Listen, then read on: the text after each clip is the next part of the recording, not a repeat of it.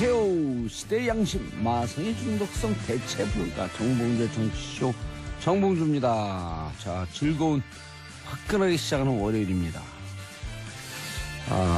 월요병도요. 정봉주의 정치쇼라고 한다면 한 방에 훅 날려보낼 수 있습니다. 지금 이 시각 여러분이 가장 많이 찾아본 실시간 검색어 체크합니다. 브라질 총격전, 댄스 파티에서 또 총격전이 일어났죠. 최소 현재까지 7명이 사망했다고. 걱정이 되네요. 자, 그리고 MB, 공항 출국하면서 적폐청산 정치 보복 의심된다라고 발언한 거요. 자, 2017년 수능 날짜 11월 16일 목요일입니다. 오늘 시험지 배부하고요. 그리고 정현, 한국 선수는 14년 10개월 만에 남자 프로테니스 투어 정상에 올랐다. 짝짝짝. 그런데 이 정현 선수가 약시, 눈이 잘 안 보이는 거죠. 약시라서 더 화제입니다. 2003년 이영택 선수 이후 두 번째. 축하드립니다. 정봉주의 정치쇼 1부 순서 들어가겠습니다. 이름하여 뉴스 브리핑. 월요일 오전 10시는 뉴스 브리핑으로 시작합니다. 자, 신문 안 보신 분들, TV 뉴스 안 보신 분들, 봐도 건성으로 보신 분들, 정봉주의 정치쇼에서 뉴스를 해결하세요. 정상근 미디어오늘 기자 자리하셨습니다. 네, 미디어오늘 정상근 기자입니다. 예, 웰컴 투 정치쇼. 네, 안녕하십니까. 예, 정치쇼를 영어로 뭐라 하는 줄 알아요? 영어요? 쇼. 그렇죠. 그냥 쇼죠. 쇼 하면 돼요. 네. 예. 영어로 political show 하면은 정말 미국 애들 못 알아들어요. 그래요? 그냥 예. 쇼라고 하면 되는 거예요? Show about news. 네, 영어 시간이었나요? 예. political show 하면 이상하잖아요. 네. 정치적인 쇼? 그렇게 정치적으로 되나요? 뛰게 떼는 거예요? 뭐예요, 이게? 영어는 진짜 너무 정치에 어려워요. 관한 쇼를 하는 거죠, 그죠? 네. 예, 정상훈 미디어오늘 기자. 첫 번째 뉴스. 네, 이란과 이라크 접경지대에서 규모 7.2의 강한 지진이 발생을 해서 네, 수십 명이 사망했다는 소식입니다. 좀 외곽인가 보죠? 예, 여기가 이라크랑 이란의 접경 지역인데, 예. 이란의 북서부 케르만샤라는 지역이 있고요. 이라크 북동부에는 술라이마니아라는 주가 있는데, 예. 이 주에서, 이 접경지대에서 지진이 난 거죠. 현지 시간으로 12일 오후 9시 18분경이었는데, 미국 지질조사국에 따르면 그 진앙지는 해당 지역의 남남서쪽으로 32km 지점이었다고 합니다. 예. 이게 규모가 얼마나 컸냐면 그 진앙지에서 한 600km 이상 떨어진 이란 테헤란이나 아니면 이라크 바그다드, 이란 북부 지역 대부분 심지어 터키에서까지도 진동이 느껴질 정도로 네, 강한 지진이었다고 하는데요. 우리나라에서는 안 느꼈나요? 네, 우리나라에서 느껴지진 않았습니다. 예. 어쨌건 3시간 뒤에는 이란 케르만샤 주에서 그 규모 4.5의 여진도 발생을 했다고 합니다. 네, 이란 국영 매체인 IRNA에 따르면 네, 이 강진의 여파로 최소 61명이 숨지고 300여 명이 다쳤다 이렇게 보도가 됐는데 이게 언론마다 지금 사망자 틀리죠. 수가 좀 다르게 나오고 있어서 좀 정확한 집계는 좀 시간이 지난 후에 명확하게 드러날 것 같고요. 예. 지금 이란과 이라크 정부 그리고 인접한 터키 정부에서 구조하고 의료 지원을 바로 시작을 했다고 합니다. 예. 특히 이라크 북부 지역은 그 쿠르드족 자치구역인데 예. 그쪽에 피해가 많아가지고 네, 안타까움을 좀 더해가고 있습니다. 그럼 시골이면 또 가는 이 구호물자나 이런 게 가기가 쉽지가 않잖아요. 네, 쉽지 않죠. 네.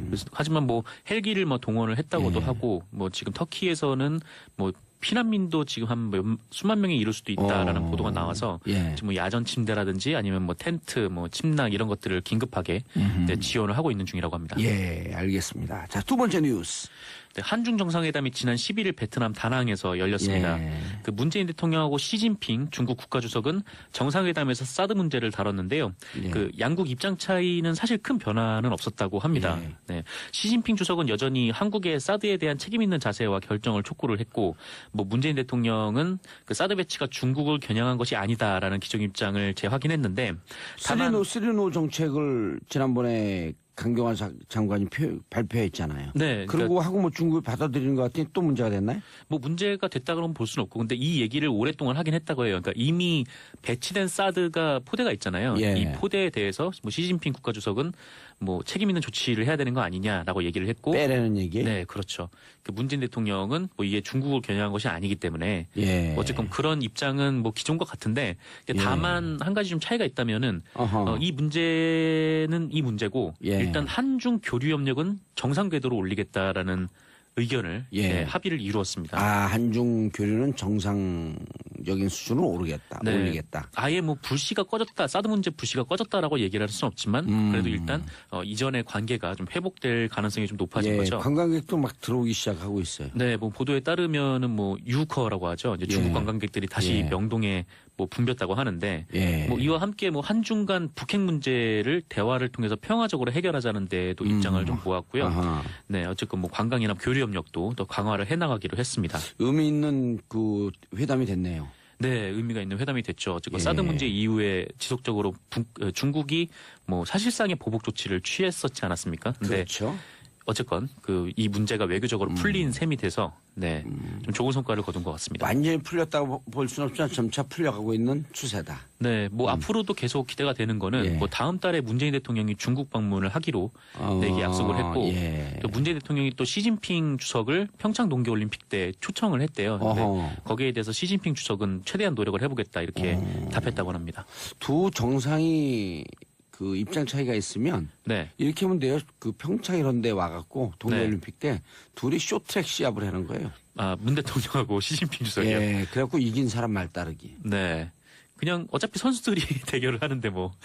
네. 아니요. 선수들이 대결하면 뻔한 거잖아요. 동쪽에 해 뜨는 거고. 그렇죠. 정상들이 뭐 하게 되면 뭐. 이게 세계적인 뉴스가 되거든요. 정말 이슈가 되긴 하겠네요. 예, 그러다 딱 문재인 대통령이 얘기해 주는 거예요. 한번 붙자. 네. 그런데 나는 뒤로 가겠다. 당신 앞으로 달려라. 그 기싸움을 팍 그러고 시진핑이 죄송합니다. 졌습니다. 네. 아마 이뤄질 수 없는 얘기들이 의미 없는 얘기가 계속 나오네요. 길을 팍 기선제압 팍. 네. 그렇군요. 예. 자, 샵 1035 짧은 문자 50원, 긴 문자 100원. 김명님, 여기 원주 너무 추운데 봉도사님 반팔. 더 추워요. 반팔인지 어떻게 하셨어요? 보이는 라디오로 보이니까. 이게 원래 이 옷이 아시죠? 긴 팔인데요. 네. 밤새 자고 나니까 제 팔이 길어진 거예요. 네. 팔에 근육이 좀 많이 붙으셔서 올라온 거 아닙니까? 이상한 소리를 하고 계셔. 원래 팔에 근육이 많은가? 네. 자, 양영식님, 정상근 기자님 목소리 너무 부드러우세요. 성시경 톤이네요. 아유, 감사합니다. 예. 보이는 라디오로 보세요. 얼굴도 잘생겼어요. 비추합니다. 네. 예. 추천하지 않아요. 비추예요? 네. 비루한 게 아니라 비추래. 네. 다음 뉴스 자, 갈까요? 국정원의 박원순 문건 유출 대응 방안 문건 공개?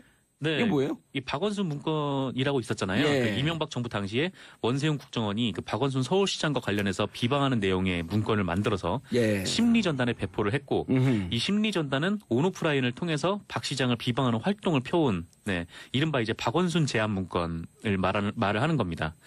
자, 한겨레에 따르면은 지난 2013년 5월에 한겨레가 이 문서를 처음 보도를 했는데 이 보도 4일 전에 국정원의 국위전략실이라는 곳에서 해당 문건들이 외부로 유출됐다는 보고서를 작성을 했다고 해요.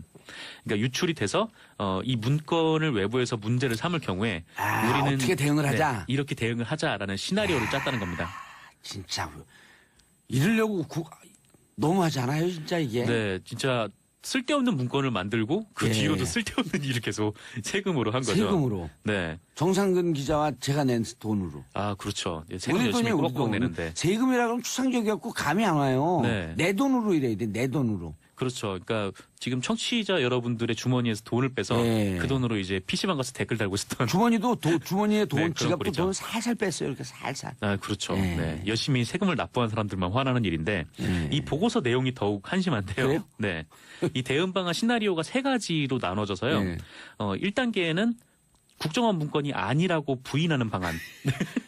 일부 이게 검찰에 들어가면 검찰에 소환하면 방법이 있다 그랬잖아요. 제가 맨날 얘기하는 게 1도, 2부, 3빼기거든요. 네. 1도 무조건 도망가라. 처음에 소환에 응하지 않고. 2부 부인하라. 네. 세 번째 도초에 있는 백을 다 써라. 백을 다 써라. 1도, 2부, 3빼. 그러니까 여기 두 번째를 먼저 쓴 거예요. 그렇죠. 부인하라. 뭐 국정원 자체가 백이니까 3번은 모르겠는데 어쨌거나 첫 번째는 부인하는 방안 그리고 이게 안 먹힐 경우에 두 번째가 나오는데 이렇게 대응을 하자는 거예요. 국정원의 주 임무는 망국적 포퓰리즘으로부터 국민인식을 바로 세우는 것인 만큼 이에 대해서 방어 심리전을 하다가 뭐 이런 논란이 생겼다. 네, 그렇게 대응을 하자는 무슨 거죠. 말인지 모르겠어요. 네, 하여튼 국정원이 해야 되는 일을 하다가 뭐 이런 이랬다. 문제가 생긴 네. 거다. 하여튼 그 정도로 예, 세 별거 번째는? 아닌 방안으로 치부하는 건데 예. 세 번째는 이겁니다. 그 전 정권의 일이지만 쇄신의 계기로 삼겠다며 사과하는 방안. 뭐 기가 막힌 거가 있는 줄 알았더니 네, 이게 별거 없는 거죠. 처음에 부인하다가 예. 두 번째는 뭐 말을 돌리다가 아니 말을 어쩔 수 없이 인정하다가 네, 세 번째는 뭐 별거 아닌 것처럼 그냥 대충 사과하고 얼버무리자 뭐 예. 이런 내용인데 이런 거를 네, 대응 방안이라고 초등학교 세워놓은 거면은 2학년들도 안다 이 사람들아. 그렇죠. 이 국정원이라는 게 정보기관 아닙니까? 예. 국가 정보기관인데 대응 방안을 이렇게 너무 좀 유치하게 좀 세워놨다는 거죠. 예. 근데 뭐 아시다시피 사실 일본에서 벗어나지 못했어요. 그냥 부인하는 걸로 끝났는데 그때 기억을 하실런지 모르겠지만 그때 이제 뭐 민주당 쪽에서 원세훈 전 국정원장 등을 고발을 했고 이거를 검찰을 수사를 하다가 국정원이 부인하니까 검찰에서 국정원이 아니라고 하네라고 하면서 네, 각하 처분을 내렸던.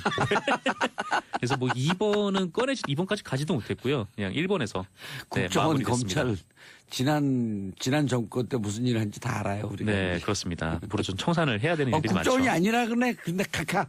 네. 그 얘기할 때 꽤 귀여웠어요. 누가요? 제가요? 예. 다시 한번 해봐요. 이거 어떻게? 네. 국정원이 아니라고 하네. 카카. 뭐 그런 거죠, 뭐. 네. 부끄러워서 여기까지만 하도록 하겠습니다. 예, 다음 뉴스. 좀 슬픈 소식인데요. 예. 그 일본군 위안부 피해자인 이기정 할머니께서 예. 10일을 별세하셨습니다. 뭐 일본의 사과도 받지 못했는데 예. 그 올해 돌아가신 분만 7분이죠. 예. 네, 이기정 할머님의 별세로 뭐 정부에 등록된 피해자 239분 가운데 생존자는 지금 33분으로 줄었습니다.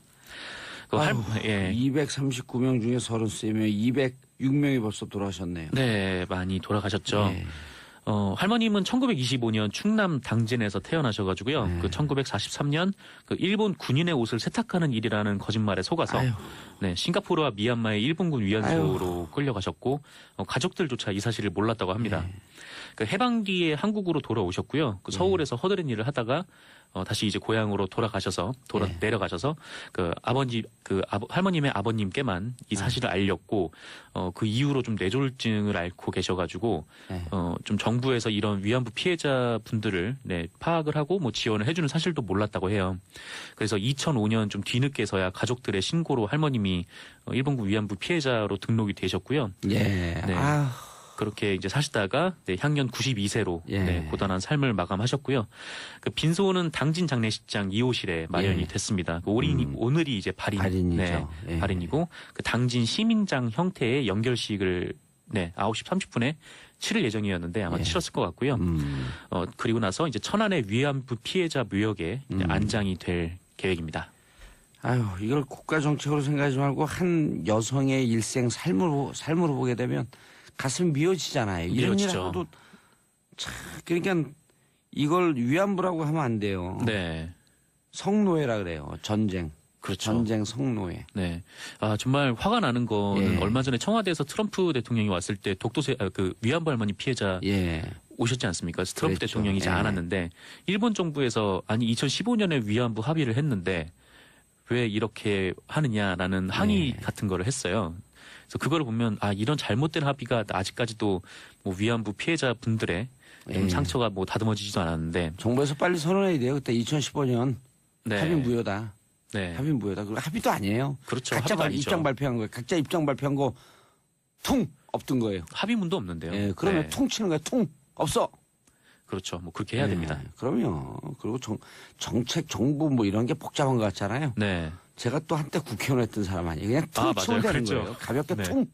예. 그래야 됩니다. 예. 정상 기자님 네. 고생하셨어요. 네. 감사합니다. 인사하시고요. 네, 내일 모레 뵙겠습니다. 예. 저는 광고 듣고 2부 최반장으로 돌아오겠습니다. 채널 고정하소서. 정봉재 정치쇼 2부 순서 들어가겠습니다. 자, 이름하여 최반장, 최근 평론가 안녕하십니까? 님. 자, 방기용 한경TV 기자님. 네, 안녕하세요. 예, 장윤선 기자님. 네, 안녕하세요. 예, 모두 다 안녕하시죠? 그럼요. 반가워요. 반가. 네. 반갑습니다. 만나보는 것 같죠? 반가. 예, 반가. 들썩.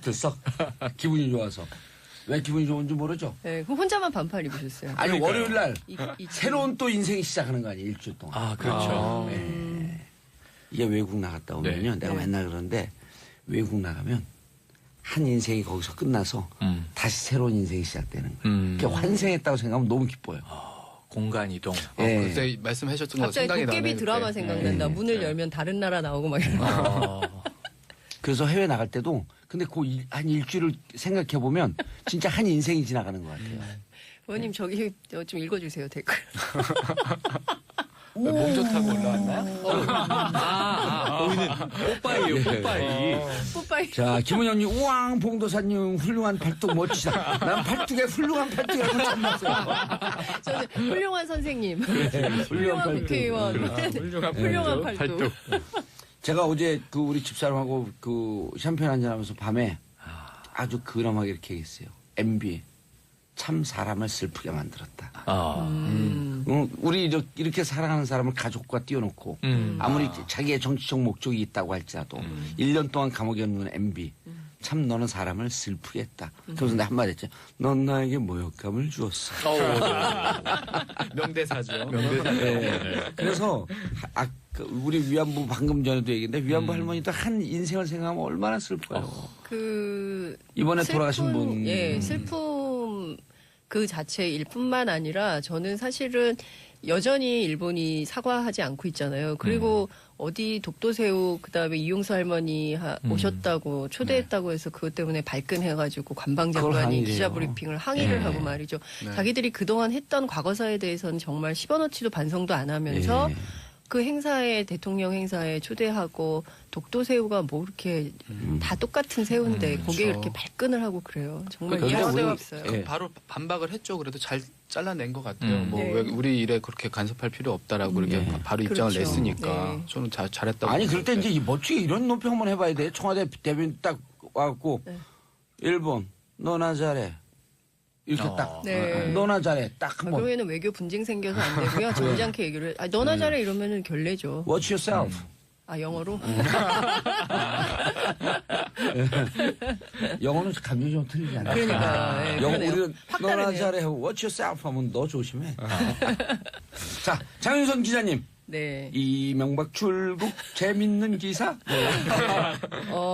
출국하면 안 된다. 출국 금지 국민청원이 8만 명이 넘었습니다. 제가 어제 오후에 확인해 보니까 4시 30분 기준으로 22,700명이었는데요. 6시 41분, 그러니까 2시간 만에 3만 2,412명. 그러더니 저녁 때는 7만 7천. 오늘 아침 8만을 돌파했다는 건데요. 제가 보기엔 곧 10만 가고요. 이런 국민들이 이렇게 청원을 하고 있음에도 불구하고 떠났는데 제가 취재를 좀 해봤어요. 네. 우선 이명박 전 대통령 측에 따르면 칼리파 바레인 문화부 장관이 얼마 전에 초청장을 보내면서 본인이 얼마 전이라는 코멘트 되게 중요합니다. 시점이 얼마 전 신화는 없다 해외판을 읽고 이명박 전 대통령이 매우 특별한 지도자이며 풍부한 경험을 배우는 것이 얼마나 중요한 일인지 깨닫게 됐다. 그러니까 와서 강연을 좀 해달라 이렇게 초청을 했다는 것이에요. 근데요. 제가 취재를 해보니까 이 영문 자서전이 상업적으로 출간된 게 2011년 11월 1일입니다. 6년 전이에요. 그러니까 이제 6년 대통령 전에 재직 나온 시절이고. 거고. 그렇죠. 그리고 그 전에 이 영문판이 상업적으로 출간되기 전에 몇 개의 언어로 출간이 됐었는데 이것은 책으로 된 게 아니라 그냥 번역본을 낸 거예요. 그러니까 아무리 빠른 시점을 계산한다 하더라도 2011년에 나온 책이에요. 이거를 최근에 읽고 갑자기 영감을 받아가지고 초대를 했다? 일단은 이게 좀 이해가 안 돼요. 그래서 실제로 세간에 특히 여의도 정치권에서 떠도는 변호인단 꾸려서 대책회의하러 떠나는 거 아니냐라는 관측. 추정에 관측에 힘이 실리는 거 아닌가 이런 그거 제가 생각이. 추정했는데. 아 그러세요? 예. 의원님하고 대책회의. 통한 적이 없는데요. 예, 아니 대책회의를 하는 거다. 누가 어느 분이 기자가 물어봤나? 그래서 네. 이 대책회의를 하러 간 거다. 여기서 뭐 하게 되면 눈치 보이니까 네. 아마 변호인단은 다른 경로로 갔을 것이다. 제가 네. 그랬죠. 그래서 실제로 사자방. 그러니까 이명박 전 대통령, 이명박 정부가 추진했던 4대강 해외 자원외교, 그다음에 이제 방산비리 세 가지가 네. 문제였는데 이 자원외교의 거점 지역이 바로 아랍이잖아요. 그렇죠. 네, UAE에 중동이었죠. 원전 수출도 많이 하고 그래서 중동에 간 이유가 아니냐. 예. 네. 이 얘기를 하게 됐고요. 그리고 이제 출국하면서 한 측근이 인터뷰를 했어요. 뭐라고 얘기를 했냐면 우리가 더 이상 밀릴 수 없는 상황이다. 진짜 할 말은 덜 했다. 그리고 현 정부, 그러니까 문재인 정부가 추진하는 적폐청산은 북한에 대한 신호이자 해방 후 근현대사를 뒤집으려는 시도. 이렇게 얘기를 너무 해요. 나가신 것 같아요. 너무 색깔로 나가요. 한다고? 그러면 기자가 물어요. 더 이상 밀릴 수 없는 상황이라는 게 뭐냐? 그렇게 물었더니 김관진 전 국방장관의 구속을 의미한다. 이렇게 친절하게 얘기를 해줘요. 설명을 그러니까 해주셨어. 너무 얘기가 스토리가 너무 전개가 드라마가 확확 가는 거예요. 네. 김관진 전 장관이 구속됐으므로 그 다음은 내 차례니까 더 밀릴 요 수 전에 없다. 더 밀릴 수 없고 요때 메시지를 발표하고 바레인으로 가는 거죠. 왜 간 거냐? 2박 4일 이후에 돌아와서 무슨 얘기를 할 거냐. 이걸 좀 따져봤는데요. 앞서 말씀 주신 대로 북한에 대한 신호라는 얘기가 정말 또다시 이 종북. 그죠? 종북머리 네, 하자. 종북머리 해보자. 색깔론으로 한번 가보자. 뭐 이런 건데 이게 안 통한다는 게 계속 확인이 되고 있잖아요. 그럼에도 쓸 수 있는 카드가 이거밖에 없다라는 것이 참 그렇다. 지난주 문재인 대통령 지지율 80% 다시 넘었고요. 네. 네. 그리고 잘 못하고 있다라고 하는 분들이 15%. 정상회담 하면 올라가거든요. 그렇죠. 그렇죠. 예? 네. 그리고 저희가 방송에서도 여러 차례 얘기했지만 임관빈 정책실장, 네. 그다음에 김관진, 그다음에 네. 김태효, 네, 그렇죠. 김태효 청와대 그 전략기획관, 그렇습니다. 그 북경 가갖고 네. 북한 애들한테 돈 줬다가 아주 창피해. 그렇습니다. 네네네. 네, 망신 그런 일이 당했죠. 있었죠. 망신을 당한 네. 누가 갔었죠? 임태희 의원. 임태희 임태희 대통령 예. 실장 그래서 당시에. 요 전략기획관 네. 이분이 그 핵심 중에 핵심이거든요. 네. 그리고 군, NLL 이런 거 다 그렇죠. 기획했다는 사람 예. 아니에요? 그래서 실제로 검찰에서 김태효 소환했죠. 이제 할 거예요. 조사를 하고 예. 그다음에 그 뭐 정치보복이네 뭐네 온갖 주장을 하지만 이명박 전 대통령에 대한 조사 일정을 검토하고 있다. 이런 보도가 예. 나오고 있습니다. 그러니까 조사는 이미 이제 수순에 들어간 건데요. 저는 이 얘기를 꼭 하고 싶어요. 이동관 전 청와대 홍보수석이 출고국에 앞서서 이런 얘기를 했어요. 국정원 심리전단장인 이태하 씨 공판이 진행되고 있는데 거기서 이미 밝혀진 일이지만 지금 문제가 된 댓글은 전체의 0.9%라는 것이 검찰이 제기한 자료에서 나오고 그중에서 절반만 법원이 받아들여가지고 0.45%의 진실밖에 안 된다 이런 주장을 하는데 0.45% 아주 미미하니까 이건 죄가 안 되네요. 라고 주장을 하지만 0.45%의 진실은 진실이 아니라는 얘기냐는 거예요. 아니에요. 그리고 그렇게 얘기하면 너무 어려워요. 우리가 부엌칼 있잖아요. 부엌칼. 네. 부엌칼이 용도가 뭡니까? 음식 쓰는 거 아니에요? 네. 99.9999%를 음식 쓸다가 네. 그 칼 갖고 옆에 있는 사람 푹 찔러갖고 죽잖아요. 살인이에요, 그럼. 그렇죠. 0.0000001%예요. 그러니까요. 네? 그러니까요. 비율은 중요하지가 않아요. 0.0001%. 그러니까 이런 식의 꼼수. 예. 이런 식의 이게 잔기술로 네. 국민들을 속이려거나 헷갈리게 하거나 이렇게 하면 안 된다는 거죠. 그러니까 이분들 그러니까- 이런 식으로 얘기를 좀 많이 하세요. 보니까 오늘도 아까 8만 그 예. 국민 청원 아. 넘었다고 하셨잖아요. 그러니까 우리 국민이 지금 5천만 명이 넘는데 그 중에 겨우 8만이 뭐 청원했을 뿐이다. 이게 이런 식으로 얘기를 하니까 네. 비슷한 논지를 계속해서 얘기를 하더라고요. 그러니까 지금 비율? 네, 근데 그게 중요한 것이 아니라 정권이 굉장히 심각한 사건이거든요. 그러니까 특히 이제 국정원 댓글 사건 같은 경우는 민주주의 근간을 뿌리채 흔든 사건이에요. 근데 이 사건에 대해서 0.00001%라도 잘못이 있으면 책임지고 그리고 도덕적으로 그리고 정치적으로 그리고 법적으로 내가 책임을 지겠다. 이게 지도자의 예, 뭐라 그랬지 그렇죠. 아까? 네. 매우 특별한 지도자. 전직 대통령의 모습을 보여주는 것이죠. 그리고 지금 그 위법 사항이고 뒷거래의 의혹이 되는 제2롯데월드 허가. 네. 그다음에 그 캐나다 하베스트. 네, 하베스트 네. 4인수. 그다음에 농협에서 대출해갖고 캐나다에서 분양 사기 친 거. 네. 네. 그 200몇 억, 그 돈 그렇죠. 날리고 농협은 항의도 안 해요. 그러니까 농협이 네? 아무 얘기도 안 하죠. 그 농협을 통해서 UAE한테 상금 받았는데 그날 농협은 샷다운. 그러니까 디도스 공격 받다면서 맞아요. 농협 예. 이게요. 참. 해방 이후 희한한 일이 많았죠. 한 개인이 그 의혹을 받을 수 있는 네. 킹 오브 킹 짱짱짱. 앞으로도 없을 것 그런데 같은데. 어제 이거 전무. 계속 그 보도되고 있는 장면이 전 재밌는데 네. 출국할 때 예. 기자가 묻잖아요. 댓글 지시하셨습니까? 상식에 부합하는 얘기를 해야지 이런 얘기를 화를 하거든요. 냈어요. 네, 화를. 오. 상식에 부합하는 질문을 하라고. 그걸 그렇죠. 제가 그 속담으로 비교해볼게요. 네. 똥낀 놈이 성낸다. 아니 그 자리에서 물어봤어야 돼요. 그 다스는 누구 거예요? 왠지 내 거 아니에요? 그럼, 저거 그럼 권 씨하고 이상은 두 분이 좋아해요. 그렇겠네. 다스를 이시영 씨한테 지분을 옮기려고 하는 그 과정을 제가 추적 중이거든요. 야 조만간 단독 기대하겠습니다. 보도가 아니에요. 이미 알려져 있는 아주 마이너 매체들도 있는데 네. 그 방식이 이재용 씨 했던 방식하고 똑같아요. 예. 삼성물산과 예, 제일 제일모직 합병. 예, 하나는 가치를 올리고 하나는 가치를 그렇죠, 내리는 그렇죠. 합병. 예. 1대1로. 예를 들어 그 제3의 기업이 예. 제3의 기업이 이시영 씨 지분이 75%인데 다스하고 합병하면 땡. 그걸 준비하고 있어요. 야 그러면 그런데 딱 걸렸어. 나한테. 다양하게 걸렸 것 같아요. 근데 그러면 못 나와요. 오늘 자, 다음 뉴 수영일 안타깝습니다. 평론가님. 네. 못 MB 나와요, 측은 못 이제 나와. 화를 내고 계신데 예. 지금 이제 이건 지난 전전임 정권에 대한 이제 이 위법 행위에 대한 수사고요. 지금 예. 오늘 이제 국내 정치권에서 가장 관심을 받는 건 오랜만에 자유한국당의 의총입니다. 의총이 열리는데 왜 열리느냐? 네. 이 친박계 의원 15명이 의총을 열어달라. 다룰 문제가 있다. 뭐냐면 최근에 복당한 인사들이 있잖아요. 네. 사실은 9명인데 주호영 현재 바른정당 원내대표는 전당대회 끝나고 와야 돼요. 네, 8+1이죠. 예, 그리고 어떤 사람은 8명이라고 어떤 사람은 9명이라고 하고 온 사람은 지금 8명입니다. 그렇죠. 곧 올 사람까지 하면 9명이고 그런데 이 복당파에 대해서 이들은 해당 행위를 하고 나간 사람들 아니냐. 전신이었던 새누리당 시절에 네. 박근혜 당시 대통령의 탄핵을 주장하면서 분당했지 않습니까?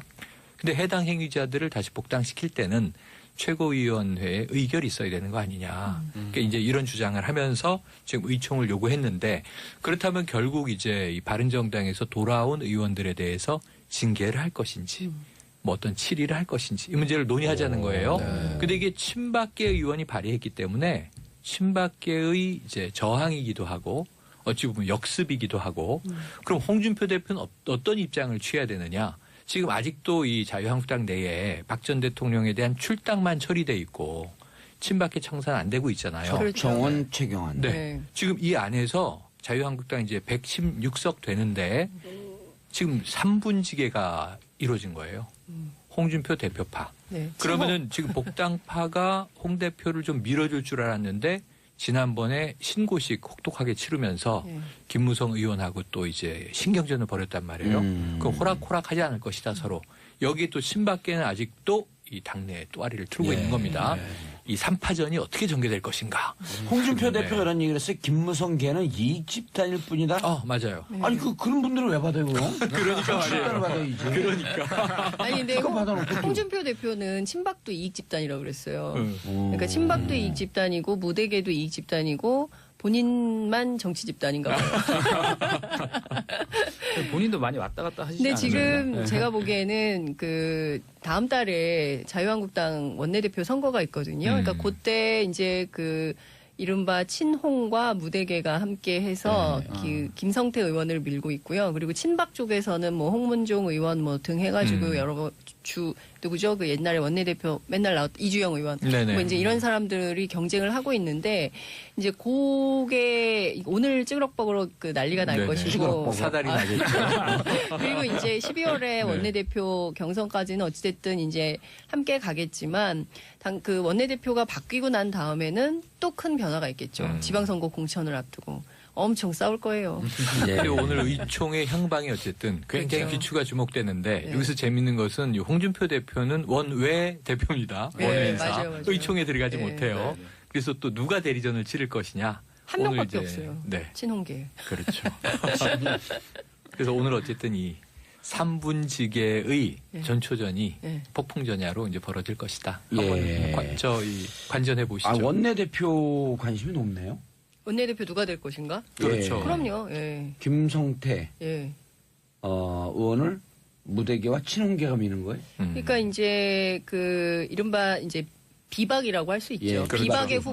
비박의 후보로 김성태 의원이 이제 출마 가능성이 있고요. 그리고 이제 여전히 맨날 원내대표 경선하면 이제 출마를 했는데 매번 안 되는 분 있잖아요. 나경원 의원 같은 분. 이런 분들도 이제 일단 도전장은 내겠죠.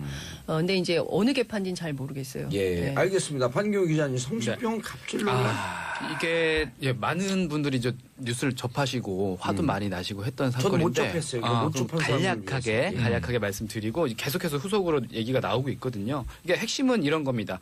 간호사들에게 일단 병원 측에서 예. 장기자랑 같은 1년에 한 번씩 행사를 해요. 체육대회. 그런 체육대회나 뭐 재단의 밤 뭐 이런 식으로 해서 행사를 하는데 그때 굉장히 선정적인 옷, 야한 옷을 입으라고 강요를 하고 또 거기서 걸그룹들이 뭐 추는 그런 댄스들 있죠. 이런 공연을 하라고 이렇게 강요를 한 사안입니다. 그래서 예. 실질적으로 그렇게 해왔고, 했네요. 해왔고요. 사진이나 이런 것도 계속 나오고 있는데 보면 진짜 굉장히 그 정도가 심합니다. 맞아요. 무슨 위대한 도약, 이거 뭐 어디 정당이에요? 아니, 병원이 진짜. 도약하면 뭐, 어떻게 도약하려는 거야? 예? 그러니까 이 자체로도 좀 문제가 있잖아요. 저도 전당대회인 줄 알았어요. 그러니까요. 무슨 도약을, 병원이 도약하면 어떻게 도약을 해요? 근데 이제 이분들 이제 현직에 계신 간호사분들 업무도 맞아요. 바쁘신 분들을 이렇게 춤을 추라고 시킨 건데 깜짝 놀랐어. 무슨 네. 치어리더들이 나온 줄 알고. 그런 그렇죠. 분위기예요. 이게 선발하는 과정도 웃깁니다. 키랑 몸무게를 보고 선발을 했다는 거예요.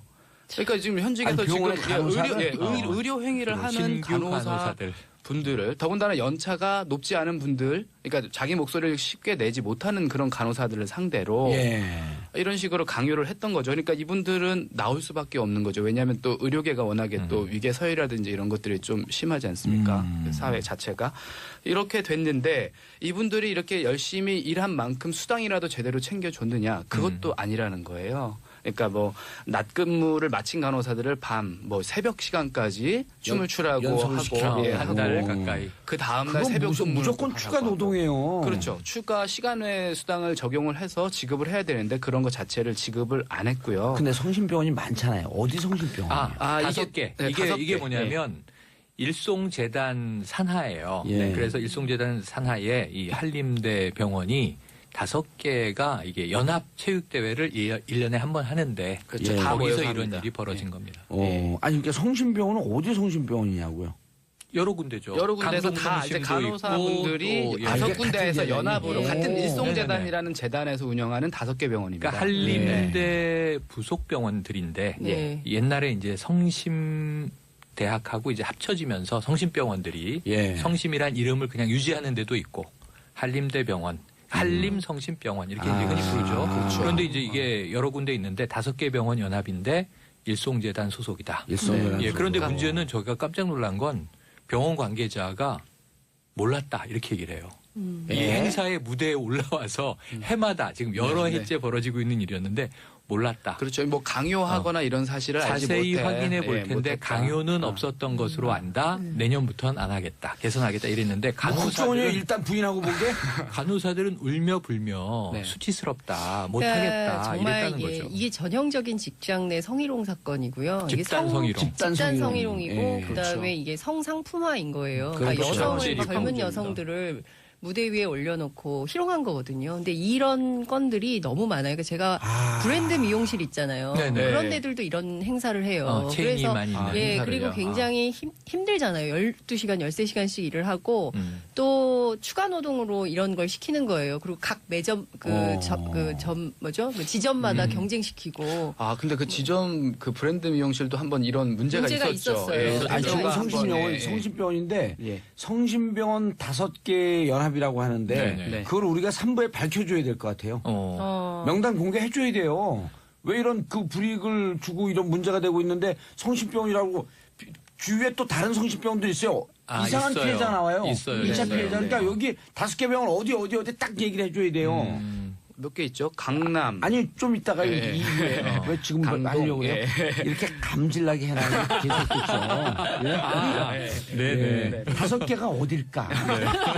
아, 그 어딜까 하는 것은 구체적으로 그러니까 광고 듣고 오면 안 될까? 자, 광고 듣고 3부에 돌아오겠습니다. 정봉재 정치쇼 3부 순서 들어가겠습니다. 지금 최영일 평론가님, 반기용 행정TV 기자님, 장윤성 기자님 함께하고 계십니다. 최반장. 자, 샵1035 짧은 문자 50원, 긴 문자 100원. 고혜령님, 더 야하게 입으라고 강요도 했다네요. 이게 말이 되나요? 맞아요. 자기 딸한테도 저러실런지. 자, 한미라님, 그것만이 다가 아니잖아요. 김진태 의원 후원도 강제했답니다. 한림대가 춘천에 있는 건데? 맞아요. 한림대가 맞아요. 춘천에 예, 예. 있고 한림대 예. 병원은 이제 이 본원이 춘천이에요. 그러니까 춘천 기반이라고 봐야겠죠. 예, 일송재단 춘천 기반. 자체가. 아까 우리 저 봉도사님이 이제 물어보셔서 예, 성심병원이 5개 병원 어디냐? 예. 그러니까 왜 그 말씀을 하셨냐면 이 한림대 의대 출신들이 개업한 병원도 성심을 많이 쓰거든요. 그러니까 동네에 성심이 많으니까 예. 혹시 피해를 받을까봐 그렇죠. 아까 그 얘기를 하신 건데 네. 한림대 직영병원 5군데 생각하시면 아. 되는데 그게 한강 성심병원, 아하. 강동 성심병원, 아하. 강남 성심병원, 춘천 한림대 병원 예. 이런 그렇죠. 병원들입니다. 예, 하나 더는 어디요? 4개 나왔어. 춘천. 아니 한동대 성심병원이라 아니 그러니까 한림대 성심병원이라는 이름이 또 따로 있어요. 네네. 알겠습니다. 예, 예. 그러니까 예. 한림대 의대 나온 사람들이 자기 개인 병원도 성심을 우리 동네도 하나 있거든요. 네네네. 그래서 자기 병원을 성심이라고 이렇게 붙이네요. 네. 네네. 아니 개업의 중에 뭐 연대의대 나온 분들은 다 연세 예. 의원 쓰고요. 맞아요. 예. 또 가톨릭대 의대 나온 분들은 다 성모 다 쓰거든요. 네. 그래서 태권도 그런 체육관도 경희체육관 뭐 이렇게 붙이고 맞아요. 그래요. 용인대 그렇죠. 체육관. 네. 뭐 한 이렇게. 의원은 경희 한 의원이 굉장히 많고. 맞아요. 근데 네. 여기서 지금 이야기되는 것은 체육관이다. 개업의의 이 개인 병원들이 아니고 아. 이 한림대 의대에서 직영하는 5개 병원. 종합병원이잖아요. 그러니까 대학병원이라고 보시면 됩니다. 병원이에요. 네. 근데 너무 심해요. 심하게 너무 심하게. 아까 진짜. 말씀하셨잖아요. 이게 예. 성의 상품화, 예. 집단 성희롱. 그렇죠. 음. 네. 그러니까 저는 정말 그 옛날에 박희태 국회의장이 딸 같아서 캐디 성추행 캐디 때죠? 성추행하고 딸 같아서 그랬다 이런 얘기를 하잖아요. 손녀딸 같아서 아니었나요?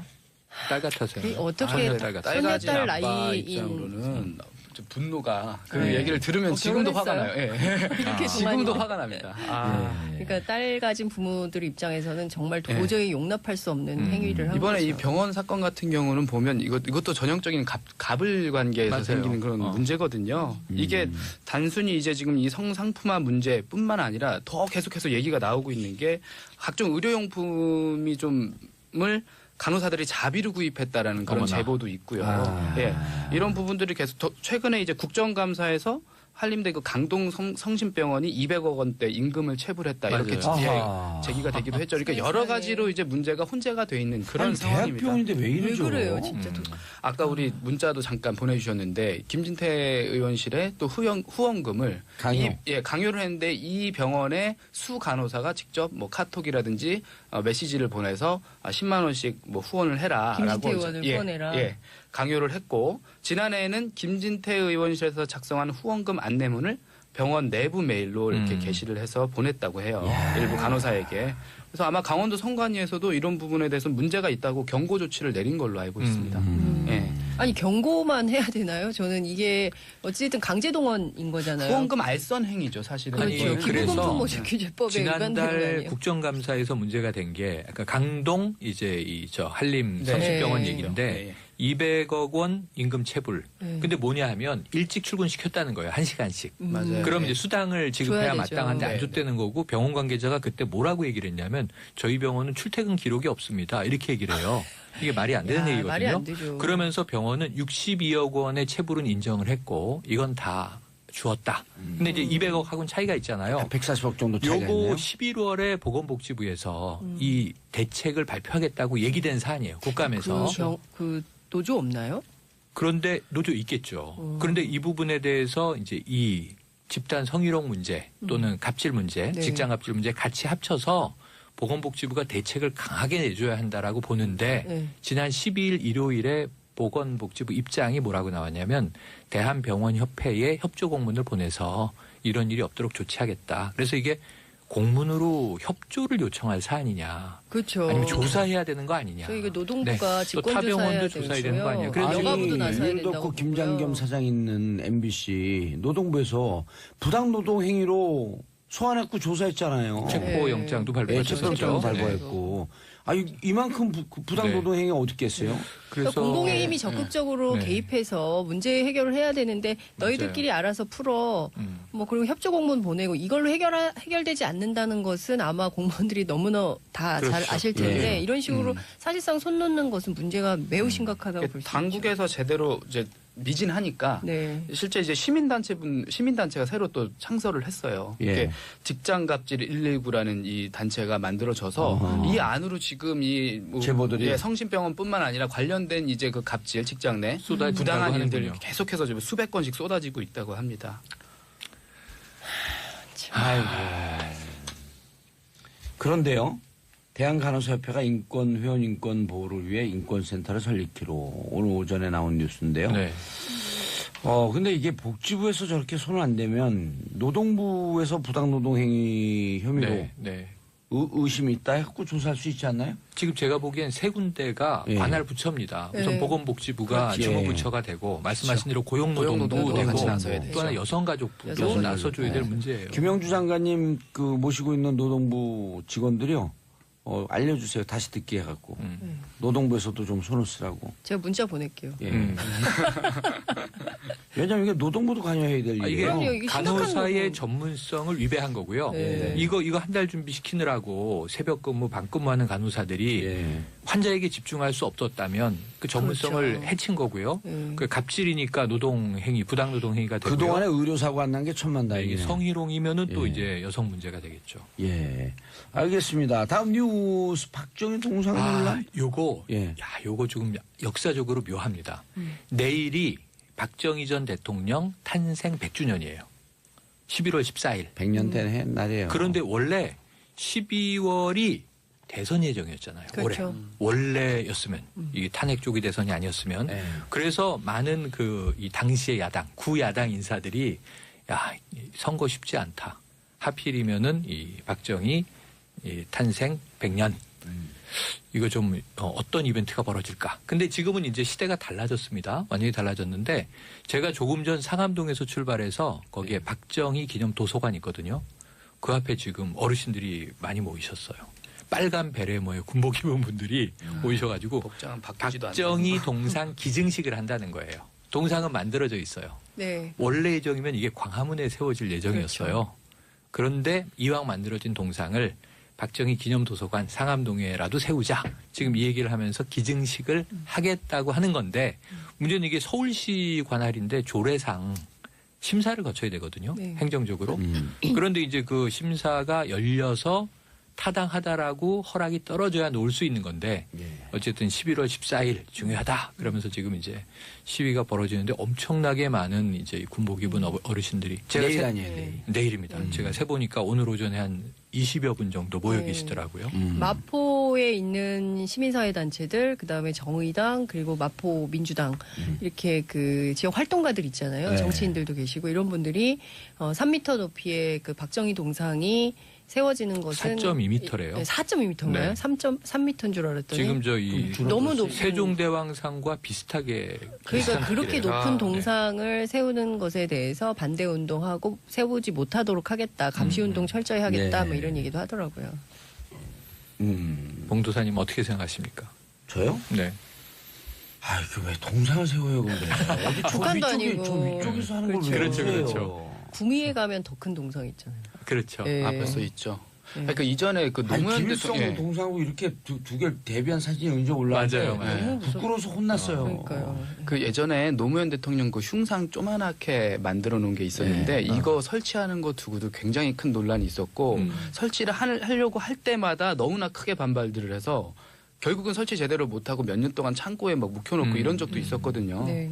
그래서 이런 걸 보면 그때 크기도 네. 굉장히 조그마한 흉상이었는데도 그 자꾸만 이런 거, 소비에트 이런 거 갖고, 유니언이 예. 몰락한 다음에 1990년대 초반에 레닌 광장에서 제일 먼저 끌어내려진 게 끌어내렸잖아요. 레닌 동상을 끌어내렸잖아요. 시민들이. 독일도 그랬죠. 독일도 굿바이 그랬죠. 레닌이란 영화에 보면 네. 레닌 동상을 헬기가 철거하는 것부터 장면이 시작되는데 그러니까 참 이게 동상이 많다는 걸 우리가 흔히 우상화 이렇게 부르지 그렇습니다. 않습니까? 예. 그 북한이에요? 아니 좀 안 하면 안 되나? 그러니까요. 좀 이렇게 촌스럽죠. 예. 21세기답지 않아요. 예, 맞아요. 예. 너무 옛날 구식이에요. 또 우리 국민들이 얼마나 현명하고 미래지향적인 국민이에요. 똑똑하고. 근데 이게 그냥 동상의 문제가 아니라 동상은 가시적으로 그 상징을 보여주고자 그렇습니다. 하는 거고 그 안에 뭔가 정신, 사상 이런 게 숨어 있지 않습니까? 네.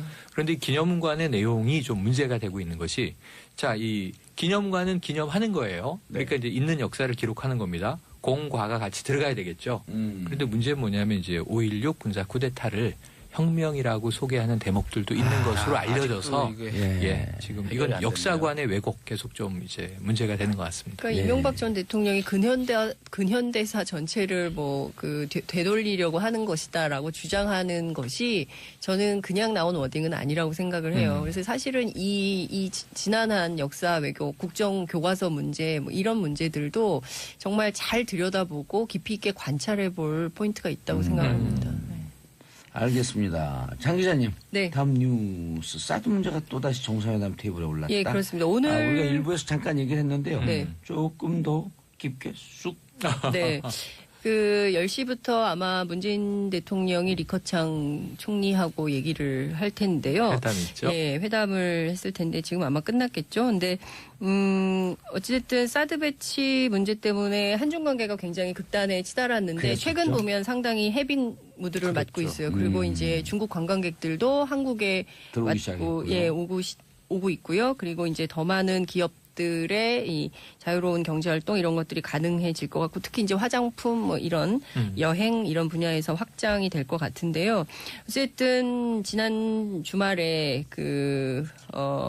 원래 한 30분 정도 예정을 했었는데 네. 시진핑 주석하고 한 4, 50분 정도 예정 시간보다 좀 길게 회담을 했어요. 근데 통역을 끼고 한 회동이기 때문에 이게 단독 정상회담하고는 성격이 좀 다르다. 실무 정상회담이었고 그래서 많은 내용을 얘기를 할 수 없었는데 야당에서는 벌써부터 뭐 내화 외빈이다 뭐 이런 각박한 평가를 하고 있는데 꼭 그렇게 볼 문제는 아니고 12월에 있을 이제 그 문재인 방중을 또 대통령의 하죠. 방중을 통해서 시진핑 그 주석하고 3차 예, 3차 정상회담을 정상회담을 하고 사실 이것이 내년도에 있을 평창 동계올림픽 이게 이제 시진핑 주석의 답방을 이끌어내기 위한 사전 정지 작업, 사전 포석 이렇게 이해를 좀 하면 될 것 같아요. 그리고 일단 초청은 했죠. 그렇죠. 했죠. 근데 뭐 본인이 못 오면 고위급을 보내겠다 이렇게 얘기를 했는데 시진핑 주석이 꼭 오면 좋은 것이 우리 입장에서는 평창올림픽을 평화의 올림픽으로 만들어야 하고 이를 통해서 남북 관계를 적극적으로 풀 수 있는 계기, 특히 이제 북한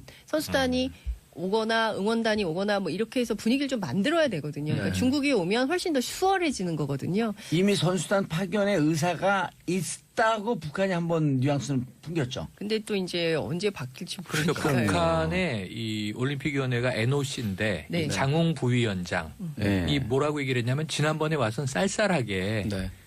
뭐 정치가 풀려야 스포츠가 풀린다 이런 얘기를 했었는데 이번에는 최근에는 알파인 쪽은 출전 자격이 없으니까 못 오는데 네. 노르딕은 올 수 있다.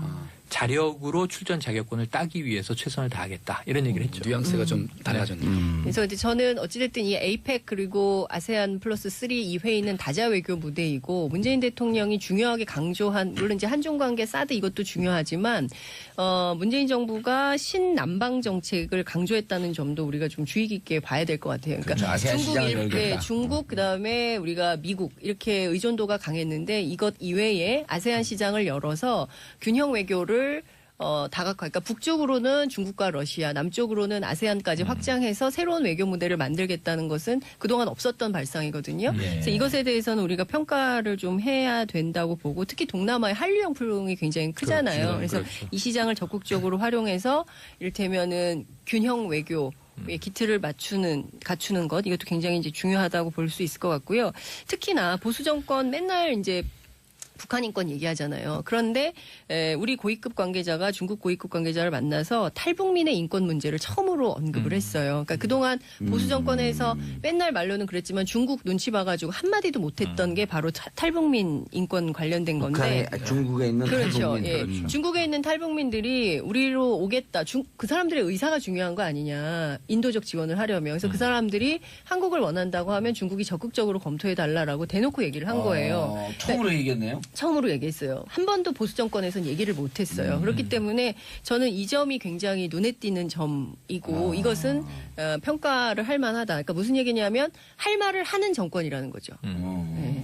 알겠습니다. 박기영 기자님. 네. 시진핑 주석과의 만남에 대해서 경제 훈풍이 불고 있다. 근데 이게 어떻게 경제 보면 효과를 막 분석할 수 있을 것 같아요. 아니 그 정도의 뭐 지금 효과가 수치적으로 나온 건 아니고 예. 이게 지난 10월 31일에 양국 죄송합니다. 관계 개선 방안에 관한 발표가 있었죠. 이제 확실히 이제 양국 관계가 개선이 되고 난 이후에 그 다음에 이제 시진핑 주석과 이제 우리 문 대통령이 만난 건데 이제 관계를 개선하겠다 가속화가 되는 시점에 이걸 다시 한번 공고히 해준 겁니다. 그래서 마침 또 시기가 좋았던 게 뭐냐면 지금 중국이 지난 11일이 광군제였거든요. 근데 그때 중국의 하루에 알리바바 사이트 매출이 28조 막 이렇게 맞아요. 나오는 데예요. 그러니까 이 정도 최고. 매출액이면 1년 한국의 백화점 전체 매출액과 맞먹는 수치거든요. 이제 그런 그 여러 가지 광군제 열풍을 타고 한국 브랜드 역시 특수를 누렸습니다. 그러니까 그동안 이제 굉장히 사드 때문에 많이 막혀 있었는데 지난번에 못 누릴 거라고 뭐 미미할 거라고 반경 기자가 잘못 분석해 줬구나. 아니요. 그래서 제가 사드가 좀 풀리고 나서 이제 좀 괜찮아질 것이다라는 말씀도 드렸는데 예. 그거 잊어버리신 것 예. 같아요. 근데 안 이제 들었어요. 이거. 듣고 싶은 거만 들어. 근데 이게 사실 순위는 약간 떨어졌어요. 네. 해외 수입 상품 판매 순위가 우리나라가 5위를 차지했는데 원래 우리가 2, 3위 정도 맞아요. 왔다 갔다 하고 있었거든요. 떨어지긴 했는데 그래도 이 정도면 선방을 한 선방했죠. 그런, 오등생이에요. 그래도 5등이면. 그렇죠. 그리고 이제 식품업계나 이런 쪽은 이미 좀 회복세에 들어갔고요. 거기 이제 진출해 있는 오리온이라든지 농심 같은 곳 보면 매출 같은 그 수치가 굉장히 많이 개선이 됐습니다. 그리고 조금 의미가 있는 게 우리나라 이제 한류 스타들의 CF가 중국에서 나오기 맞아요. 시작했어요. 전지현 씨 얼굴이 예. 대등장을 했죠. 시작을 했던 그런 것들이 많이 나오기 시작을 하면서 왜 이제 내가 그걸 확실하게 안 나오지? 근데. 근데 여기서 궁금한 게 광군제가 뭔지 아세요? 광군제? 광군제가 이제 그 독신자들을 위한 알리바바에서 만든 행사죠. 어떻게 보면 이게 독신자. 최근에 생긴 거고 네, 얼마 안 전통적인 됐어요. 이 절기가 오. 아니라 광군제 그러니까 무슨 중국 인민해방군 창설일이야 이런 건 전혀 아니고 맞아요. 우리나라는 막대사탕 데이라고 하잖아요. 네. 막대 과자 데이. 1111. 근데 1111이 하나 홀로 외로운 혼자인 날, 분들을 위한. 독신자의 날이에요. 아니 우리나라는 11월 11일을 그전에는 뭐라 그랬잖아요. 요즘 바뀌었어요. 모르시죠? 몰라요. 그래갖고 떡도 아주 똑같이 가래떡 데이. 가래떡 데이. 그거 전통 네네네. 떡을 먹자 가래떡 데이. 아주 좋은 것 같아요. 근데 저는 그런 상업적인 날이 많지 않았으면 좋겠어요. 애들이 그때마다 막 뭐 사달라 그래요. 아니 원래 그렇게 행사도 학교 맨날 학원에다가 때려놓기만 하고 그게 교육이에요? 상술 때문에 만들어진 거잖아요. 네, 그건 그렇죠. 엄마가 나와 다니니까 한번 아니 다녀야 근데 돼요. 그 가래떡이래. 가래떡. 가래떡 같은 거 좋아요. 좋습니다. 그래갖고 네. 그거를 뭐하고 똑같이 만들었어 가래떡을 똑같이. 오, 진짜요? 그 인터넷에서 막 팔려요. 그냥 사 먹었어요. 떡을요? 예. 떡을 떡을 하면 인터넷에서 굳이 안 나요, 그러니까 그게? 굳어서 맛이 배달이 없을 되나요? 텐데. 동네 떡집에서 사야 되는데. 구워 또. 먹으면 되죠. 참 구워 먹으면. 이식하나 살림 안 하는 사람들. 떡은 이렇게 딱 요즘은 1인용씩 딱딱 이렇게 포장이 돼 있었고요. 일단 가져오면 냉동실에 바로 딱 넣어요. 그 하나씩 먹을 때마다 하나씩 해동시키면 한 2, 30분이 되거든. 똑같아요. 원래 지금 한 떡하고. 생활을 안 하는 사람들이니까 뭐 살림을 안 하니까 이게 모르는 거야. 아닌데. 그러니까 장 기자님이 매월 14일이 무슨 데이인데 12월 14일은 돈이 안 들어요. 아이들한테 뭐 안 사주셔도 돼요. 허그데이요, 허그데이. 12월 14일이요? 네네. 왜 허그대예요? 그러니까 날씨가 춥지 않습니까? 그러니까 따뜻하게 한번 예, 안아주는. 마지막 뉴스 누구? 반기용 기자님? 경제 아니 했잖아요 금방. 경제니까 정신들이 없어 도대체. 예. 또 있어요, 또 있어요. 네. 저 이번에 준비한 뉴스는 이제 그 홈쇼핑 갑질 관련된 뉴스인데 이게 사실은 이번에 전병헌 청와대 정무수석 측근들이 한국 e스포츠 자금 뭐 1억 원 빼돌렸다는 혐의로 검찰 수사 받고 있고 롯데 홈쇼핑이 롯데 홈쇼핑이네. 선상에 올랐죠. 네, 그렇죠. 네. 근데 이 모든 사건의 발단은 이제 뭐 검찰 수사는 수사대로 가는 거고 잘잘못을 따지면 되고 시시비비를 가리면 되지만 어떻게 보면 이 모든 사건의 근원을 이렇게 쫓아가 보면 왜냐하면 거기에는 홈쇼핑 회사들의 갑질이 있습니다. 근데 오늘 박경 기자 얘기 말 잘한다. 네. 잘 나오는데. 그러게요. 네. 자꾸 타는데 아, 오늘. 그런가요? 네. 이제 계속 좀 하세요. 자꾸. 올려주세요. 예. 근데 출연료는 못 올려요. 아, 예. 네. 보면은 이 문제의 원인이 홈쇼핑의 갑질에서 나오는데 이게 어느 정도였냐 하면 지난 2014년 이미 검찰 수사 결과가 다 나온 사안입니다. 롯데 홈쇼핑 임직원들이 방송 출연과 이제 프라임 시간대 이제 배정을 해주겠다 이렇게 접근을 해서 납품업체로부터 거액의 돈, 그림, 뒷돈. 승용차 이런 걸 챙깁니다. 오, 직원들이요? 예, 그 이미 다 이제 사건이 그건 다 종결이 뇌물인데? 돼요. 그렇죠. 그렇죠. 그래서 이혼한 아내 생활비 뭐 아니면 아, 아버지 예? 도박빚까지 납품업체로부터 받아냅니다. 세상에. 그게 롯데 홈쇼핑 임직원들이 행했던 비리였고요. 그래서 검찰이 당시 전 대표하고 전현직 임직원 등 8명을 구속을 했어요. 이렇게 되니까 2014년에 이런 일이 있었으니까 2015년에 이제 홈쇼핑 방송을 할지 안 할지 이제 그 허가를 제어가. 내는 아, 인허가. 예. 아. 인허가 아니라 재승인. 재승인 예. 심사 기간입니다. 아. 이때가 이제 다가오는데 이거 누가 봐도 재승인이 될까 이렇게 생각이 되잖아요. 예. 당연히 안 될 거라고 생각을 하는데 재승인이 된 거야, 떡하니. 롯데 홈쇼핑 그걸 해냈어요. 오. 보니까 그 과정에서 보니까 롯데 홈쇼핑이 서류를 조작을 해서 재승인 허가를 받아냅니다. 그리고 이런 문제가 있었음에도 불구하고 또 될 수 있었던 그런 이유 중에 하나가 여러 가지 전방위적인 로비를 했다는 의혹을 받고 있고 그 중에 하나가 지금 전병헌 수석일 예, 것이다. 수석 측근부터 해서 지금 관련된 수사가 여기에 연결이 되어 있는 겁니다. 롯데 홈쇼핑에서 로비 자금으로 후원금으로 냈던 로비 자금 아닙니다. 뭐 후원금으로 냈던 이 스포츠 협회에 냈던 그 자금 중에 일부를 예. 이제 빼돌린 혐의를 받고 있다. 그러니까 사기인 지금 거죠. 현재, 사기 비리. 그렇죠. 아까 갑질이라고 한 건 갑질 아닌 거죠? 아, 갑질 갑질은 일단 저기다 거죠. 했고요. 네. 그럼 병원이고. 아니. 아니죠, 아니죠. 이것도 좀 갑질. 졸고 이것도 있었어요. 갑질이죠. 납품업체에 대한 납품업체에 갑질에 대한 대한 갑질이죠. 슈퍼 갑질을 하고 아, 슈퍼 갑질. 불법 네. 뇌물을 받았고 네. 그리고 이 로비하는 와중에 여러 사람이 있었는데 그렇죠. 그 중에 기관의 한 여러 명이 사람들 그중에 한 명이 전병헌 전병헌 수석의 수석이다. 아직 측근일 것이다. 정리됐습니다. 갑질이 예, 어디 예. 있었지? 그랬더니 납품업체한테 야, 근데 갑질했네요. 이혼한 그렇죠. 부인의 생활비, 음. 아버지 빚 도박빚까지. 탕감, 도박빚. 이혼한 근데- 불비 생활비는요. 네. 그 법정에서 예. 그 이혼을 했기 때문에 네. 법에 명령이 돼 있어요. 그렇죠. 그러니까 그걸 자기가 줘야 되는 거예요. 갚아야죠. 그거를 그 납품업체로부터. 시간 남으시 뭐. 아니 자동차를 왜 뭐 받았으며 자동차를. 도박빚을 왜 그렇죠. 거기다 또 근데 지금은 제가 다 롯데 구속됐어요? 홈쇼핑 다 구속됐죠. 8명 구속됐고요. 지금 롯데 홈쇼핑 얘기만 드렸지만 예. 사실은 이 홈쇼핑 다른- 업계 전체가 맞아요. 다 마찬가지입니다. 지난 2015년에 공정위에서 한번 조사를 해서 적발을 한 게 뭐냐면 6개 홈쇼핑 업체 전체가 납품업체에게 뭐 판촉비를 부당으로 아. 떠넘기고 여러 가지 불공정 행위를 했어요. 그래서 과징금을 143억을 부과를 한 게 있습니다. 그런 것들이 있는데 이게 아직도 고쳐지지를 않았어요. 올해 9월에도 방통위에서 또 그 홈쇼핑 사업자들에게 과태료를 부과를 합니다. 이게 그러니까 계속됩니다. 납품업체들이 영세한 데들이 많아요. 그럼 그렇죠, 그렇죠. 큰 데들도 다 있지만 중소기업들이죠. 제가 네. 그거 해봤잖아요. 아. 안 해본 게 없잖아요, 제가. 근데 영세한 업체들이 많고 수수료도요 30-40%씩 뛰어요. 그렇죠. 그럼 그게 다 누구한테 가는 줄 아세요? 그 덤탱이 쓴 게 다 소비자들의 호갱이야, 호갱. 아, 그렇지. 예? 싼 물건을 비싸게 파는 거예요. 줘야 되니까. 그러니까 마진을 30% 많이 줘야 줘야 되니까. 그렇죠. 예, 마진이 보통 수수료가 백화점 같은 경우도 그렇고 30-40%씩 되잖아요. 그러니까 물건 납품하시는 업체분들은 어떻게 해서든지 한번 방송에 나왔으면 하니까. 예, 그래야지 이제 풀리니. 근데 그렇죠. 미안하지만 끝났어요. 속보 나왔네. 예, 속보. 유승민 의원이 그건 좀 이따 얘기할게요. 그냥 집에를 들어가세요. 가기 싫어요. 자, 저는 광고 듣고 4부 보수의 품격으로 돌아오겠습니다. 정봉주의 정치쇼 4부 순서 들어가겠습니다. 자, 보수의 품격 할 말을 한다. 나라 걱정하는 돌직구 정종 프로더스. 정도원 의원님. 네, 안녕하세요. 예, 반갑습니다. 정태근 의원님. 예, 안녕하세요. 예, 반갑습니다. 자, 속보네요. 두 분은 관심을 안 갖겠죠. 바른정당 신임 당대표 유승민 의원 선출 6개월 만에 당 전면에 나섰습니다. 최고위원회는 하태경, 정운천, 박인수 후보가 선출됐습니다. 자, 샵 1035 짧은 문자 50원, 긴 문자 100원, 샵 1035 문자 보내주시기 바라겠습니다. 별로 이 바른정당 당대표 정치권에 무슨 영향 없을까요? 뭐 초라한 승리죠. 별로 뉴스는 안 되는 것 같은데. 그런 말을 미리 준비하고 계세요? 아니면 툭 튀어나오는 거예요? 그냥 툭 튀어나왔네요. 추가 한승.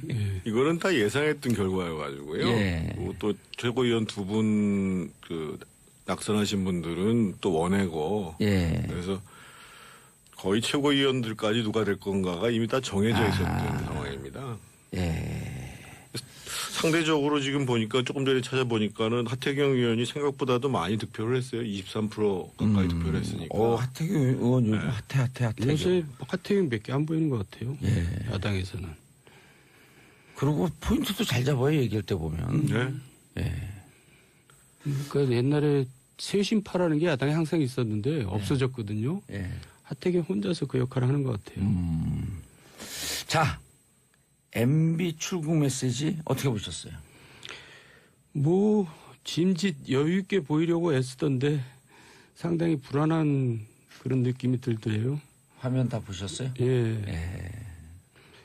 지금 옥죄 오고 있죠. MB를 향해서. 예. 김태호 전략기획비서관도 곧 소환하겠다 그러고. 네. 근데 이제 제가 볼 때는 이 문제는 그렇게 딱 떨어지지가 않아요. 그러니까 사이버사를 증원하고 뭐 우리 사람을 뭐 대대령 뽑아라 하는 얘기가 사실 그렇게 통치자로서 뭐 그렇게 그 범법이라든가 위법이라든가 뭐 그런 건 아닌 것 같아서 그래서 저기 김관진 장관 영장의 그 내용을 MB 관련 내용을 뺀 게 아닌가 그런 생각이 드는데요. 아직 약해요. 이거 가지고 MB를 어떻게 하기에는. 그래서 고민을 많이 하고 있는 것 같은데요. 검찰에서도. 저는 조금 그 이명박 대통령 대응이 좀 적절치 못하지 않았는가 이런 생각들을 좀 하는데요. 조금 더 절제된 표현을 쓰는 것이 필요했을 텐데 예. 지금 사실 검찰 수사도 상당히 여론을 의식해가지고 예를 들면 김관진 그 장관 예. 진술을 사전에 흘렸잖아요. 예. 그러면 이제 그 이명박 대통령 측에서도 좀 이제 여론을 우호적으로 가져가려고 좀 그럴 필요가 있었는데 뭐 그 전날 이제 참모들하고 5시간 회의했다는 거 아니에요? 아침 8시부터. 그래요? MB는 뭐 퇴임 하나 뭐 현직에 있거나 아침 8시에 회의를 하셔야 되는 것 같아요, 보니까. 근데 저 같았으면 참모들이 예를 들면 뭐 여러 가지 뭐 정치보복 이런 얘기를 많이 하셨는데 그렇게 표현하기보다는 예를 들면 이유여야를 막론하고 제 정부 때 있었던 일로 국민들에게 걱정을 끼쳐드려서 죄송하다 하면서 하지만 나는 대통령 재임 중에 불법적인 지시나 행위를 하는 것이 없다. 그리고 적폐청산 필요하지만 신속하고 핵심을 해야 되고 이것이 이제 그 과도하게 진행돼서는 안 되고 또 역대 정부에 대한 공도 평가해야 된다. 이렇게 메시지가 좀 간결하게 나갔어야지 맞는데 보니까 옆에서 이동관 수석은 더 한 수 더 뜨더라고요. 예. 그러니까 약간 지금 이명박 전 대통령과 그 주변 사람들이 조금 흥분 상태에 있는 게 아닌가. 그래서 조금 뭐 제가 보기에는 대응들이 적절치 못했다라는 생각이 들고 그러니까 이제 오늘 보면 뭐 민주당뿐만 아니라 국민의당 이런 데서도 이제 뭐 굉장히 안 좋게 지금 이제 평을 하는 거 아니겠어요? 예. 조금 좀 이해가 잘 안 가네요, 사실은. 오히려 지금 쑤셔 벌집 만들었다 이런 생각이 좀 드나요? 그러니까 MB로서는 할 얘기를 했는 것 같은데 예. 표현 방식이 굉장히 적절치 못했죠. 그러니까 지금은 또 굉장히 화난 것처럼 보여요. 그러니까요. 예. 그러니까 지금은 사실은 굉장히 어려운 시기이기 때문에 국민들에게도 냉정하게 이해를 구하는 방식으로 메시지를 전달했어야 되는데 그러니까 이전에 뭐 회고록 낸 것도 그렇고 좀 참모들 뭐 MB 본인의 문제가 있겠습니다. 이 참모들도 조금 이해가 안 가요, 저는. 근데 사실 지금 MB가 아무 힘도 없는 분이거든요. 예. 그러니까 MB가 이제 힘이라고는 여론의 지지인데 사실 여론도 그렇게 호의적이지 호의적이지 않아요. 않죠. 그러니까 MB에 대해서는 뭔가 사람들이 그냥 뭐 좀 혼 좀 한번 놔야 되는 거 아닌가 뭐 이런 얘기들을 많이 해요. 제 주변에서도. 예. 뭔지 모르지만은. 주로 주변에 계신 예. 분들이 보수적 성향의 분들이 좀 많으실 거 아니에요? 예, 근데 그러니까 이제 뭐 얄밉다는 그런 생각들을 많이 하는 것 같아요. MB에 대해서는 뭔지 모르지만은. 그러니까 여론이 호의적이지 않기 때문에 예. 오히려 더 대응을 치밀하고 절제 있게 절제 해야 있게 되는데 절제 있게가 꽂히네요. 당연히 이제 그 메시지 자체는 소위 이제 지금 자유한국당 지금 이제 이 문재인 정부를 향해서 각을 막 세우려고 하고 그러면서 통합하려고 자유한국당과 사건 관련자들한테 내가 적극적으로 대응하겠다라는 메시지를 내보낸 거잖아요. 예. 그와 동시에 지금 이제 우리 정돈 선배님 말씀하신 것처럼 실제로 그러면 그 중간지대에 있는 사람들까지 포함해서 우호적이지 않은 여론을 갖고 있는 상황에서 보다도 그것을 조금 그 우호적으로 돌릴 수 있는 또는 뭐 이해되는 측면이 있게 만든다든지 뭐 이런 고민들이 부족했던 게 아닌가 그런 생각이 들어요. 그런데 MB는 사실 댓글 이 문제는 좀 전에 얘기했듯이 좀 이거 가지고 MB를 어떻게 하기는 좀 약하고요. 사실 MB 정권 때 가장 문제였던 것은 민간인과 정치 사찰이죠. 그리고 그 당시에 이제 그거를 검찰 사찰 당하셨잖아요. 예, 제가 당해서 꼭 얘기가 아니라 사실 있을 수 없는 일을 한 건데 그 당시 검찰이 수사를 너무 부실하게 했거든요. 예. 그러니까 심지어는 그 청와대 행정관 조사는 그냥 뭐 호텔에서 하고 또 그 총리 윤리지원관실에 있는 그 컴퓨터는 다 파괴 훼손해 버렸잖아요. 검찰에서 그런 시간을 다 주고 그리고 그걸 주도했던 그 당시 이상한 노동비서관이 그걸 이제 예. 청와대에서 총괄했는데 노동비서관은 청와대에서 뭐 횡포를 부려도 MB가 뭐 경고 주고 끝내고 그럴 정도로 그 이상한 일들이 많이 벌어졌는데 차라리 그런 과거의 부실한 검찰 수사를 제대로 지금 와서 하는 것이 맞지. 이렇게 뭐 댓글 이런 거는 너무 좀 작은 얘기가 아닌가 그런 생각이 드네요. 근데 이제 그 MB를 처벌하고자 하는 입장에서 본다고 그러면 사찰 문제는 MB가 지시했다라는 진술이나 문헌을 찾는 것은 굉장히 어렵거든요. 예. 근데 이 댓글 문제는 김관진 장관이 진술이 존재한다면 결국은 지금 이제 지시를 했냐 안 했냐의 문제로 가면 이게 범죄 행위가 성립되는가 라는 문제로 나오고 범죄 행위가 성립되는가라는 것을 증명할 수 있는 것은 증거란 말이에요. 그게 이제 예를 들면 김관진 장관이나 뭐 원세훈 전 원장의 진술이 있다거나 예. 또는 뭐 서류적인 근거가 남아 있다거나 이런 측면에서 보면 사실은 사찰보다는 규명하기가 훨씬 더 쉽다고 생각하니까 그 검찰이 여기다 매달리는 거겠죠. 예. 매달리는 건데 저는 조금 좀 의아한 것 중에 하나가 지금 이제 그 김관진 장관이 11월 7일 날 소환돼서 이명박 대통령의 지시를 받았다라는 진술을 진술을 그러죠? 했다라고 검찰이 확보를 그렇죠. 했다라고 얘기를 하는데 실제로 지금 보면 김관진 장관 그 구속영장에 보면 그런 내용이 없다는 거 아니겠어요? 예, MB와 관련된 내용이 없다는 거죠. 거 아니겠어요? 근데 이렇게 검찰에서 피의 사실을 미리 얘기하는 것도 좀 이상하고. 늘 그렇게 피의 사실을 사전에 얘기하죠 검찰이. 그게 뭐 이상해요?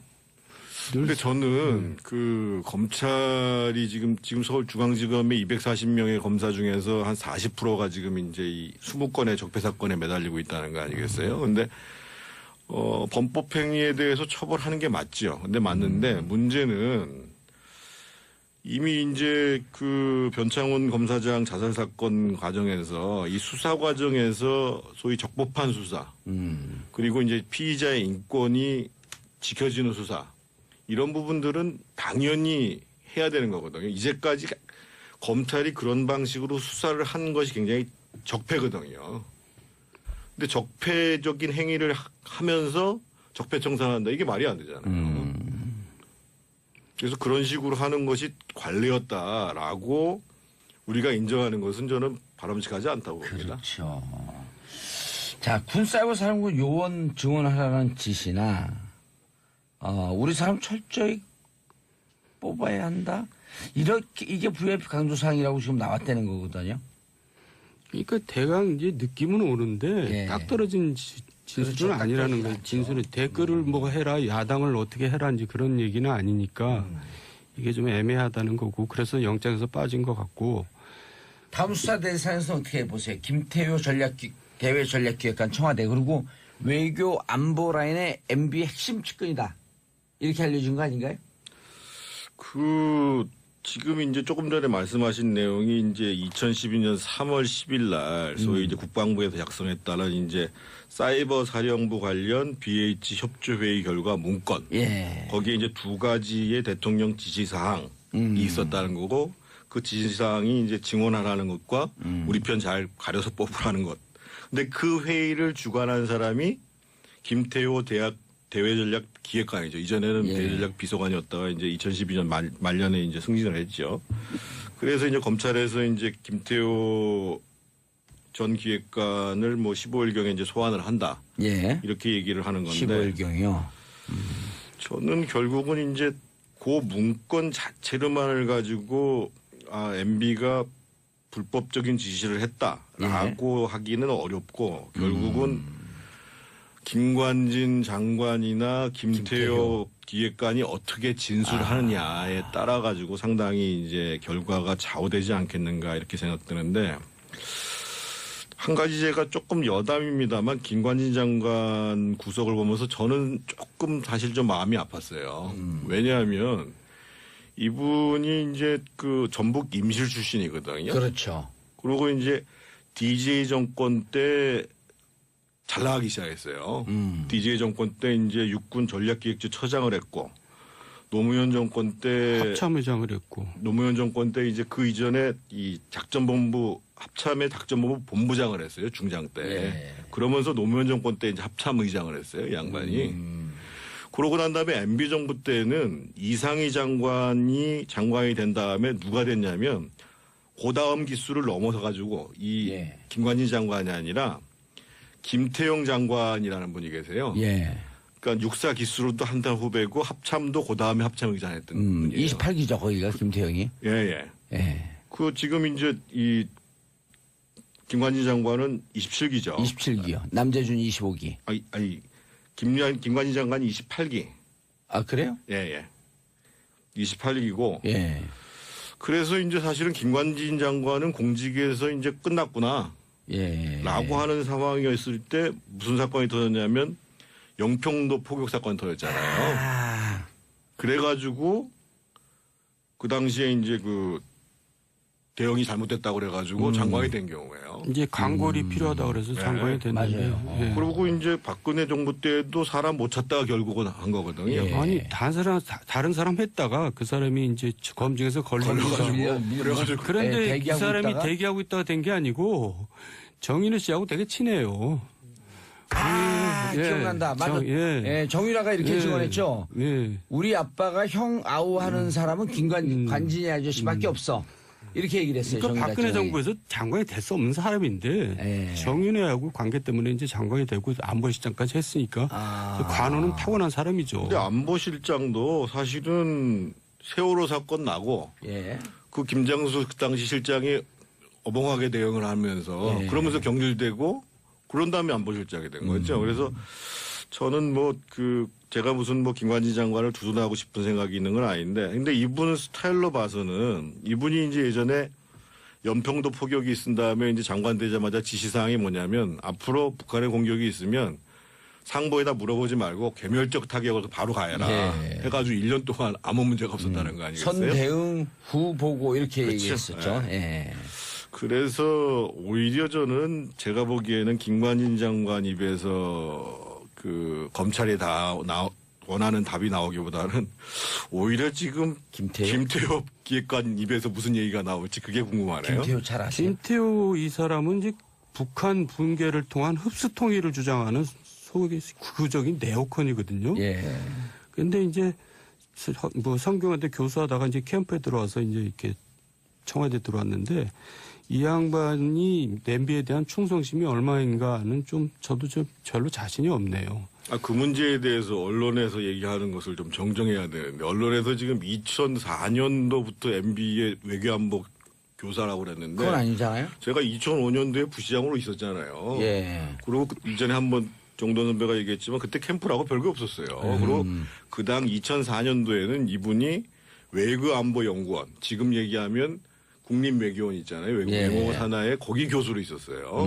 MB하고는 관여가 없었네. 아니 만약에 그 당시에 만약에 외교안보연구원의 교수로 있으면서 그 과외교사를 했으면은 공무원법 위반이죠. 그 외교안보연구원이 외통부의 산하기관이거든요.